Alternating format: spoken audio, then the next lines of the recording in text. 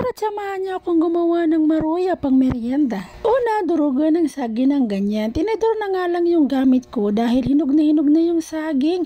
Dapat sana panlagayan, kaya lang hindi na naasikaso, kaya naman gagawin ko na lang siyang maruya para maiba naman. Pagkatapos madurog ng saging, lagyan lang ng harina. Ikaw na ang bahala sa dami ng harina, pero sa akin, 4 na kutsara lang nilagay ko. Pagkatapos, i-mix-mix mo na hanggang sa maghalo na talaga sa saging yung harina. Sa totoo lang, first time kong gumawa ng ganito dahil kapag may saging kahit hinog na kinakain ko na lang, wala na akong ibang ginagawa. Pero ngayon gusto ko maiba naman ang luto ng saging, kaya naman ginawa ko siya ng maruya. Pag na-mix na yung harina at saging, isunod naman yung asukal, 2 kutsara lang ang nilagay ko diyan. Tapos mikos-mikos mo lang din, set aside. Next, magpainit ng mantika sa kawali. Siguraduhin mainit ang kawali bago ilagay ang mantika para hindi dumikit yung ating piprituhin. At nung mainit na, ayan, naglagay na nga ako. At ito na nga, binaliktad ko nga. Same process lang din sa iba. At ito na, tapos ko nang lutuin. Pinalamig ko lang ng konti bago lagyan ng asukal. At ayan na nga, may kamay nang gustong kumuha. Ito na ang finished product. Not bad para sa first timer gumawa ng maruya. Kaya kung may saging kayong hinog na, ay ito ang iyong gawin. At ang nangunguna nga ay si Bunso. Gustong-gusto nang kumain kahit mainit-init